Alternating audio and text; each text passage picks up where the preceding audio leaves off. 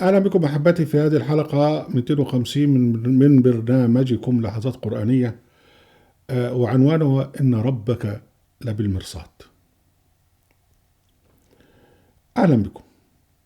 يقول سبحانه وتعالى: ألم تر كيف فعل ربك بعاد إرم ذات العماد التي لم يخلق مثلها في البلاد وثمود الذين جابوا الصخر بالواد وفرعون ذي الأوتاد الذين طغوا في البلاد فأكثروا فيها الفساد فصب عليهم ربك صوت عذاب إن ربك لبالمرصاد.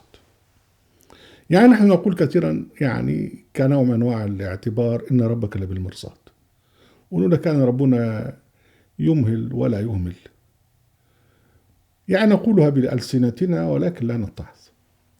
الله سبحانه وتعالى لما يقص علينا قصص الطغاة من عاد إلى فرعون وما بعد فرعون لم يقص ذلك عبثا، جل وعلا سبحانه وتعالى عن العبث، يعني إنه لقول فصل وما هو بالهزل.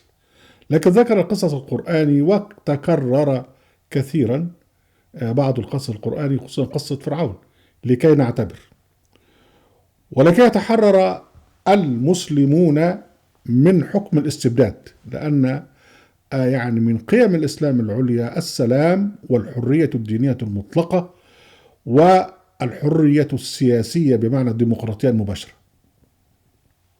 والعدل إلى آخره. لكن الذي حدث أن قريش التي نشرت الكفر بالإسلام فيما يعرف بالفتوحات توارثت الحكم من ما يسمون بالخلفاء الراشدين، الخلفاء الأمويين إلى الخلفاء العباسيين، وفي عندك برضو خلفاء الفاطميين إلى آخره. الخليفة كان يحكم مستبدا، وبنفس السلطة كان يحكم قواده تحت أمره. الخليفة يأمر بقتل من يشاء، له طبقا للدين السني أن يقتل ثلث الرعية لإصلاح الثلثين، والوالي بتاع الخليفة برضا الخليفة يقتل من يشاء. الحجاج بن يوسف قتل 100,000 في العراق. في الدولة العباسية نفس الحكاية، من حق الوالي أن يقتل من يشاء بدون رجوع للخليفة، لأنهم يعتقدون أن هذه الجماهير، هؤلاء الناس، هؤلاء المحكومون إنما هم رعية، يعني خرفان ومعيز وحمير، يعني حياة مملوكة ليهم، يعني هو من حقه بقى ان هو يموت اللي عايز ويستنفذ عرق الباقين الى اخره. احنا هنحكي النهارده عن واحد اسمه عجيف بن عنبسة، كان من قواد الخليفة المعتصم العباسي، وكان موصوفا بالقسوة والجبروت، وقد تآمر على المعتصم وفشل في تآمره فقتله المعتصم. هذا القائد عجيف بن عنبسة له قصة من النوادر وقعت مع الكاتب اللي اسمه محمد بن الفضل الجرجاني، وذكرها ابن الجوزي في تاريخ المنتظم. الجرجاني كان يعمل كاتبا لأملاك وضياع عجيف بن عنبسة، فاتهم بأنه خرب الضياع، فعجيف بعت له، فلما رآه عجيف شتمه وقال له: أخربت الضياع والله لأقتلنك، هاتوا السيف. على طول، يعني هو راجل كاتب عنده واتهمه من غير ما يحقق ولا حاجة، قال هاتوا السيف وقتلوه. يقول الجرجاني وهو يحكي هذه القصة، يصف شعوره يومئذ، يقول: فأحضرت، يعني أحضروه، ونحيت للضرب، يعني أعدوا لقطع رقبته، يعني جهزوا خاطر السيف يقطع رقبته. فلما رأيت ذلك ذهب عقلي ونزل بولي على ساقي، يعني لا مؤاخذة تبول على نفسه. فلما رأيت ذلك ذهب عقلي ونزل بولي على، ولا مش عارف بولي ولا بولي، ما اعرفش، على ساقي.